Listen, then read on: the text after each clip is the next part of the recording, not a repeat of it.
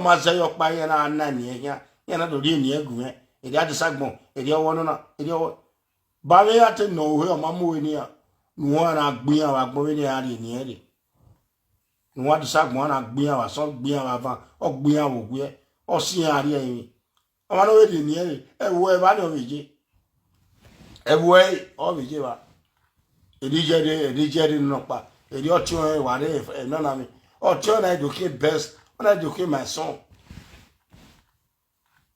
For can we are to so who or what we say away why we are going why are the iron why let him make a boy and sick or regular in his corner. ETA, it won't be now or can't work one away it will give no water.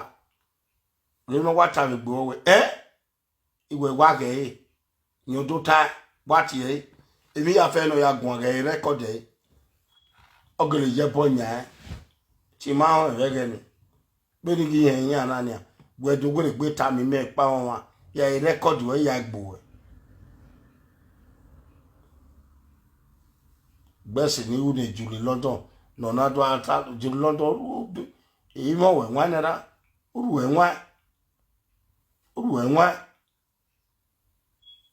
we wan gbe nu ta ni wo we wa ge yan ri gogun ene wa ge kasala me go ma we no ri gun uru we wan juli London uru we wan e ka we go egie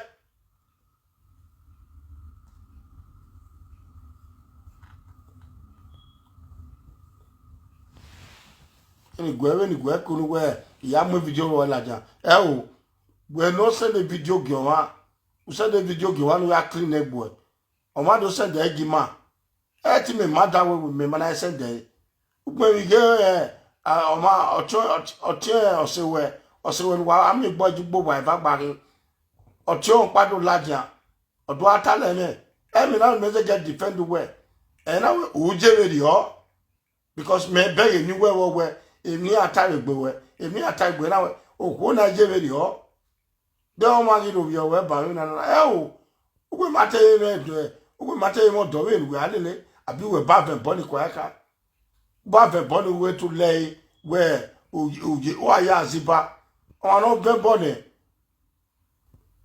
congratulations we know in where who is number 1 level ugbe tamo pe tamo we you are a big woman and nothing will make you go out with any other man for your life except to a man is a except to why you raw except a man where you we kun also the way agba wa yo abi whatever we le anywhere a privacy no a private will you stop that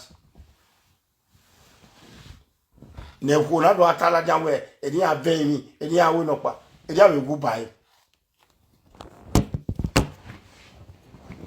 eni awe go buy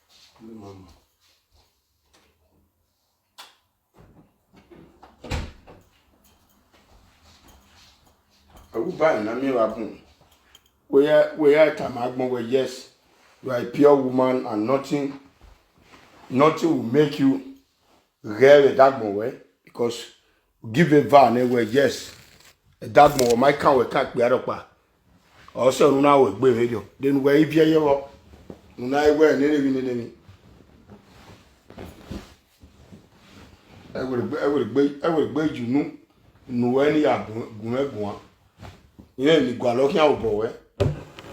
Don't we go wow na me go. Ni gwa looking. What my good big one on my say. So my way me down man. My way me down, my way no, my way me where yes. Ana way me no ya. Then we are way me salobwa no be ten we mu radio. Aliye we la dian we yes get bonu ven we give vieyo we give mo yo o ma ri 500 pounds give me you know we ma say ya 500 pounds you don ya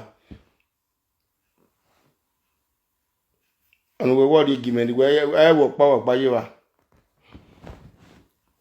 oni ati do gun we na dia bi we no tie o ti do gun o ma yi tie oni kasala kobo mari me wanera mari me ime ya gbina nuwe so there wana ya chebonu wana ya chebonu ni we ge we no ni be ya ven we ta money we ya ven we do ven you wa I'm proud of my own, proud of my husband.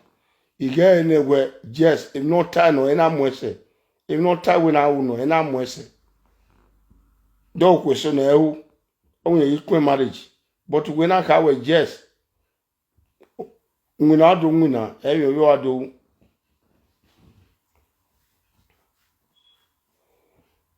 And don't marry easy. Where any, what my easy. Where matters you one way, where you deal with boo. We boy what Nigeria what to tell you one I make. But we so one with my baby in the white year where a we born out mokemawari. Or 1 billion adiowa. Except to do I wear a trailer work by a company work by when I will suffer. In unwe dukmo, unwe de lacy. Ma was so web new bini lacy where over fun. There be a city. No what there.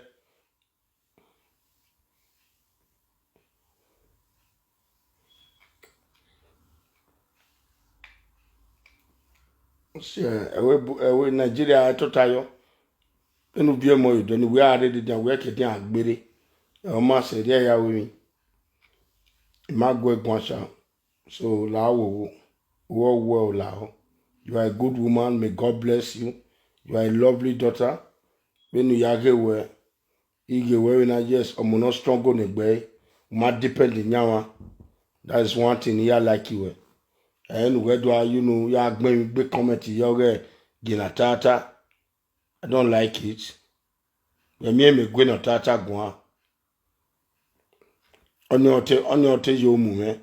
No ya gben gina tata no ya gben na your body wage gina tata money love no. Money love no. Okon ni dan do la dian do gwe gwan. Money love no. O se na retire yin wo we mete boni. You know we at boni wo we yin je Spain. Itai we yin je Spain. They maybe we no ya time mari jere. But we yin je Spain. All the time I'm a secret. Me na retire dian we ga mo yi egui. Ma but otia wa yi do ta. Ujo o di Spain. Nu be do we Spain. E to do batch, e to do ge. We ma we pa yin wa do we ya. O we ya ri mi. O we la jan with the family and who ya here. Mo wa le legbe. Do we atama we. Ma ka we to ya gbacha wo. But na yi wa gwa lo bu we ma gboda. Nu ve bo mu la dan. Ye ra o, ye oto ye gbe we o. But on we ya we ya claim na no we emeta me yeta because get video if Facebook ya ewe wo when we ladan wa do ke presenter wa do ye gbo ta be abe abi ya ni ye gbin akune di lowo do ya ye gbin akune e ba ya do aka we sent ya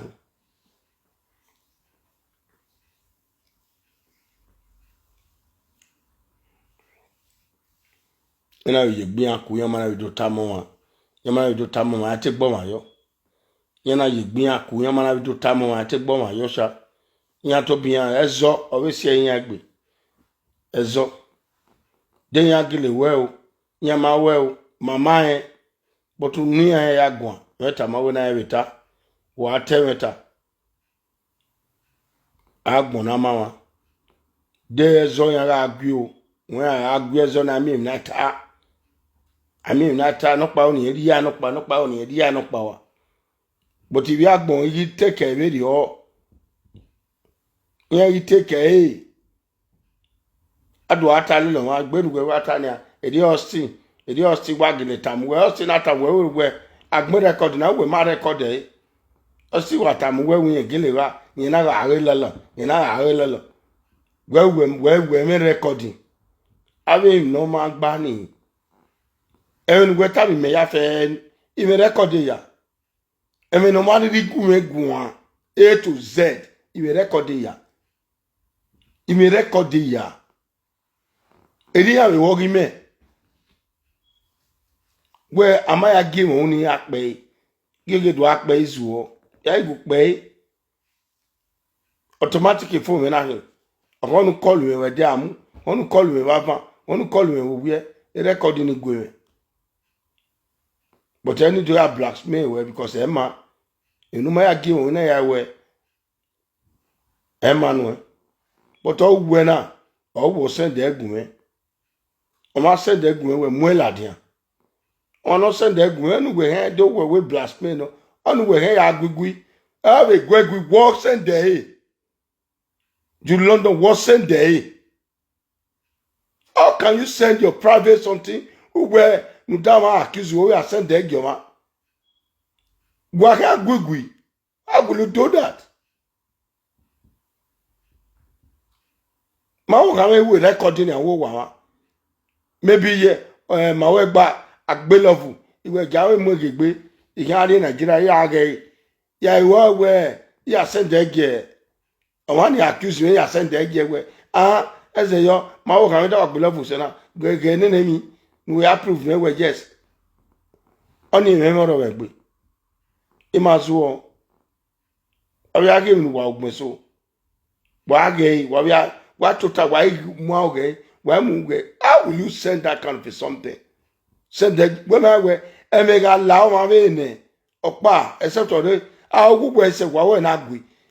Yo awo e ti send dey egbe we our video our delete on event na ne event when already delete and work keep we wa pe na gu na wukun ona o pe no wego etu ebiene ona o pe no wego ogbe egi ko ya mu la jawo ge mi nu ve pe ma gi pe di pe ya yi awe trust pe ya o wa jo ma be bi to ba mu By more video by die my here. Or Jawa you lame. I do more video down. If you have money here, why one video that but why we carry? Why we are one so? Where do I tell privacy when where ye private we send that game I have any. But where to my accuse you wrongly. I cannot tell me near my tell any. Only idea in a but where or where. O ma kame ka pe na iya ba won oge ni aba me oge ni o kan gbiyan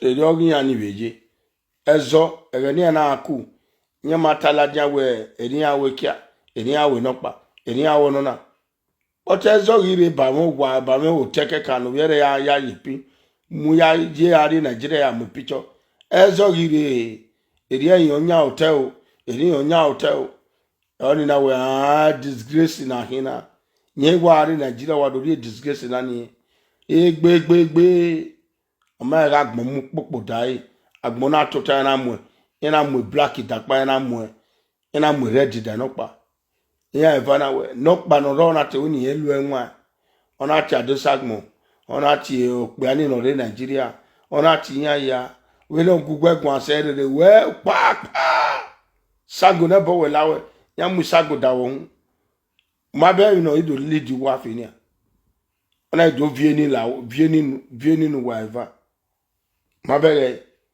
wa we to do gba live video do gba de no ata de te nta ye we gele lu enwa lu enwu bu we egbe na no suru na sunu we osere a nu wa una e ma ogele dame we wa mu egbuto but nevertheless I make it and I agree. I forgive you.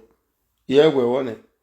Wow, madam, me we a dear bar, nenemi bar, Lord bar owner, a dear Osti owner, a dear Giano, a Francie owner, a dear knock bar owner. What the name why you yiki? Why you go, why you jaking, what it barry?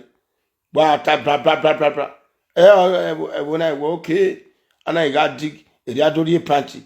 Eri ado memo me panty eri ade no pa onwona ka watage obo eno bokata onika analo je won mo yare ani wa agbo mapa ka bo mu egodukun awa edo agun se ma disgrace lo ma gba edo agun dem na ri gun bana dem na yitana but bu wa yinu wata then wona yinu wata agbon ewe Uwa value na husband and wife. You guys is like husband and wife. Or you were every to wa but being a best friend, secret lovers. I mean on atamona. Oyo dowa I make an agree. Or dowa abu wezona. Anytime, any day, yeah, take we. They are no man or no ma. Near Doame Guiba, I do time the second party. What time I you know. Those are the bad people. I mean, Wagbona. Yeah, do Yawa, you know.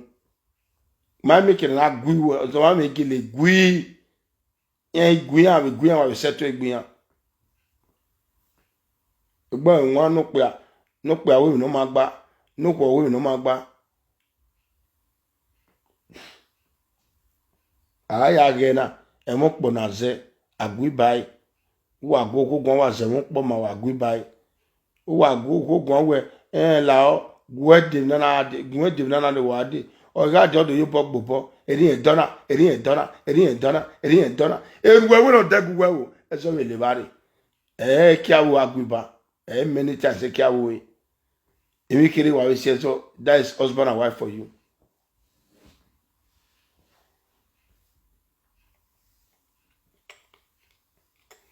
La okwe zo no sunu tawe bona de ba na do tala toto na chief so la ma ni sunu yowe sorry de ka sunu yowe ne la wo dolo wa weyi we dolo weyi okoko na wari eri so enu be dari na ni awon ni iya bi mo ze control we te won pa ma ni sunu ye no ni secretary gano osewe control we when I make one we really your wa control we mo to bu we no wi o chief no je kwa we mo to bu we ere we je ami o wa ri obi o han o wa so control we o wa ha lele ko to wa de wa no ni wa ri oku egbe ni e ki wa observe we that book when I gave it on ye. O kwati o dafe no nyawa. E so in wa we dari na so adun. O wa we control we. Wa we gbebo nyawe. O we gbono na wona fo a wono na gbowo a e gbowo a wo na wale ke a wo na ogere wa wo e ru we kon e ko emu we. Ana mi e ko wa control when we wa se na When I hear your quo, and I'm here where if you go one, I will go where it's okay, dear so.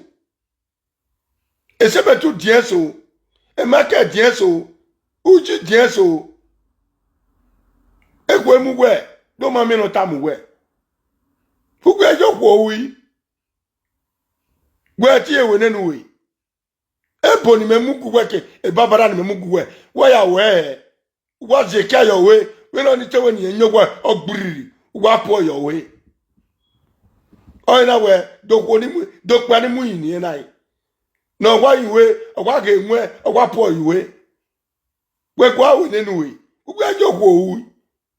I went to work wow. Where your woe?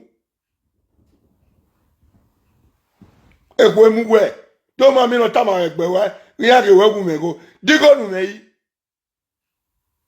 You go to a little dinner. Where tea when anyway?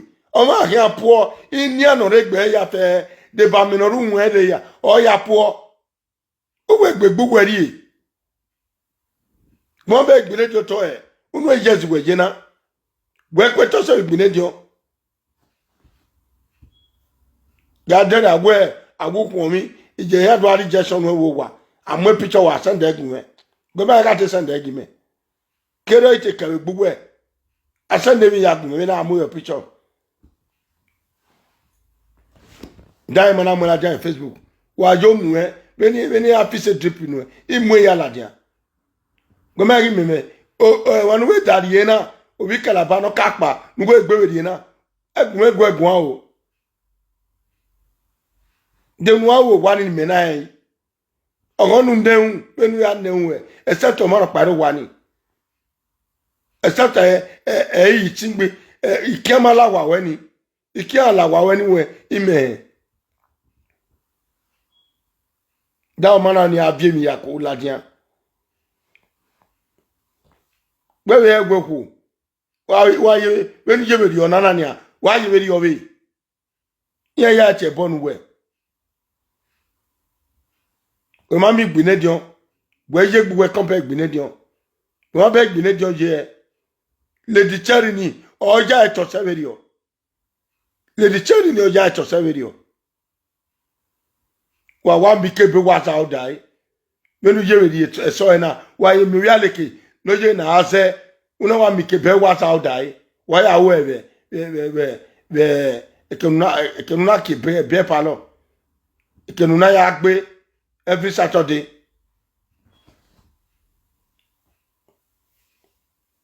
Moko to eti we nenu wa zikpe we yiku we if you go wa bi azikpe we if you wa gogo wa di kpe we la jan wa push you wo ma wa wori e 10,000 naira odi ne eno you go ji abi you go ji na ni ma won to won na azikpe we yan na ro atamu we baba won wa yikpe we o me won wa finger me kulo boy o e we agogo wa enu wa wi ko e doni egbe lo ni ma ba wi yan ma fe ba wi yan mego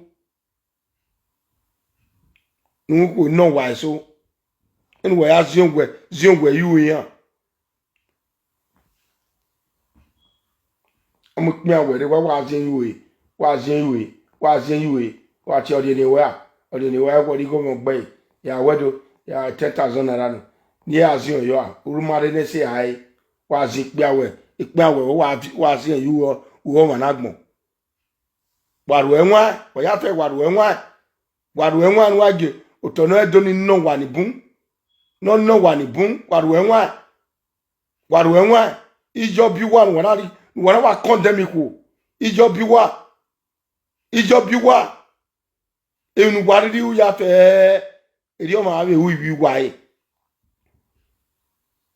okoro be genya no be ge eni guma no be genya do eri ogwu awe genya bi e eri o kan ga je hotel doni eri o kan ga je hotel we boni enu wa wi bi wa we bi pe wa ka wo eri asen ya le tag mo ya kan enu we wo ku o be u genya pe ani owo awe ori oku ne erioku awe ke nyamuwe erio ake nyamuwe do wo zuku no se no ke no piani erio ni awe zuku no ke no owu eni erio ka ajenu wa ya fe A to Z me mari egbe meyin wo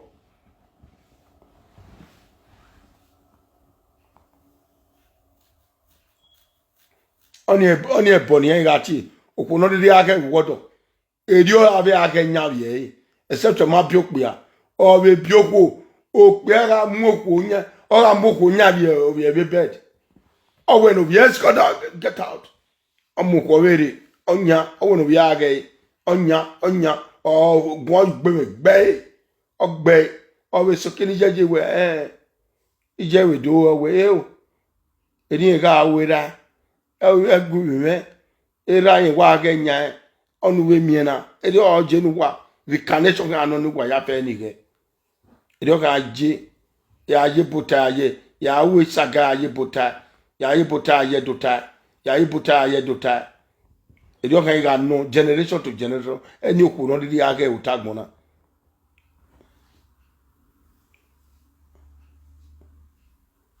kwa unu wa gbelikpia etu wa muwere wa ma unu wa satisfy wa ma unu wa poor wa oze awwa iwe re gidi kun iko ni pe ani bungidi kun ake wuwa ama ri kun ayi wuwa iwe re ai golu kun na ya wuwe yan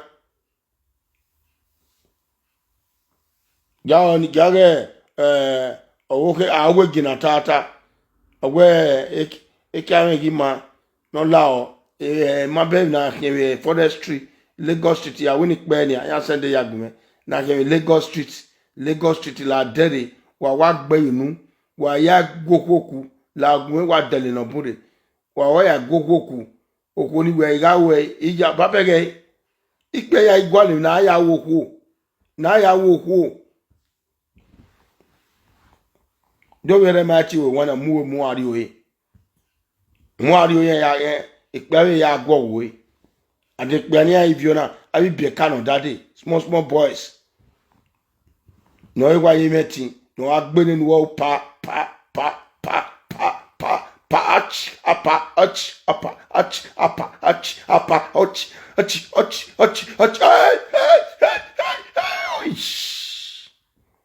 oh darling you are wonderful hey erugwe gbuwe cause ama igbuwe we na be na gbe pa won we agbo sikan odo awa gbe no taka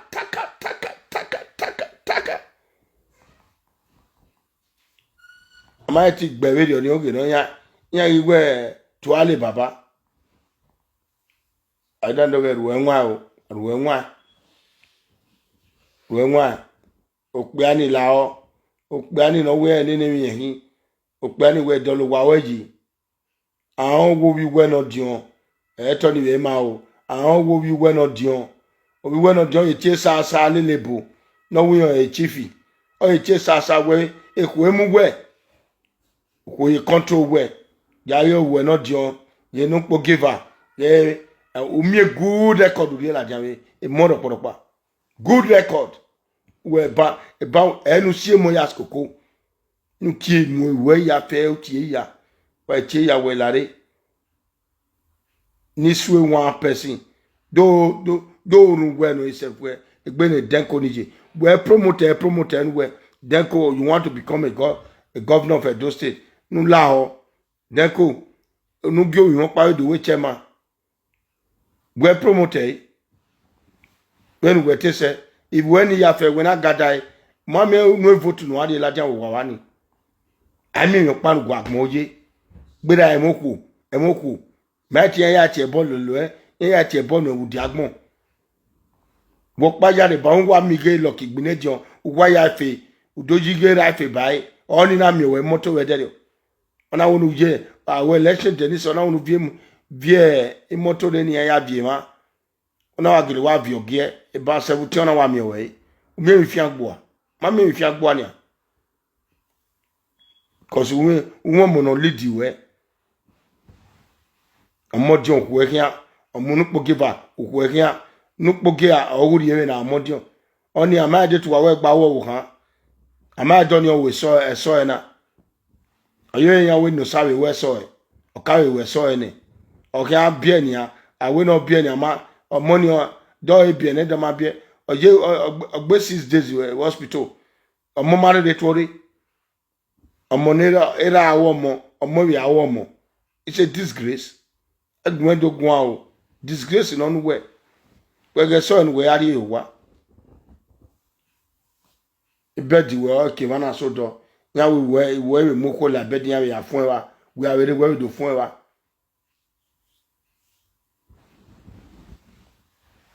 era ne ti gba ore mo wa igu biele salo bona wa je mo gwe we ma ti gba ore ya ni to nu we enwu no ko rije na ije abi mo ni we la gele dolo yi oye je trouser de yan ejo ere wa ejo eni we dagile wa we ejo we no ije na wo pa yo ni wo pa wa gba oge iwe ya no age de iwe ya fe ma kugbe ejo esidi no ije rabo oni ki no nwani ije sitia o ki no nwani ito an we no ri owodo we wa ya fe de ejo no wa ri ejo de nene so na we no we so we wa ro wa we ne ya fe ari wa we gba ori me oni me beto we ami weto emi ame bungbe ne e te kya ni yin na se nia kya ni ya we kya ni de yin na boto wa wo wuri oho e kya ide de yin na oho ni me ka mu gugwen we o we gani na che babara ebo o kata me we gi e ki we gi yin na e kya we wa polopọ aka wa zie yi wo o wa de manu nata wa awubie we ya ke we je ya nu we ne ya we blood test e ya ke no jo wa do soto we go ni ki wa we so we ni ya do we blood test we no we rag mona make na awe no sa pe no ga awu je no sa ori gbo na bon obo wudo wa ya mi awe egena ma bie no sa mi awe we story ya gwe chief ugo ari odogida je no sa ga ye una wa ya mi egena ma bie no sa we wa de ne ekewa unje no sa opa ere pa ni ya gbo je no sa na de ba na bun obo o ma pe kira mo mogo mula wa we blood test ni we ya we blood test we ne ya pe do we blood test e mo ka wa ka wo ko kino ka so wo tagmona we na wa ti we ya pe A to Z we ne somo ya adegwa because of lagwa e baba wa me oba mi atokpe ise owe enu wa una yo ma no really pass on your way e ya me be ya wa so wa okay DNA test a wa fie ye ame uwe ame aya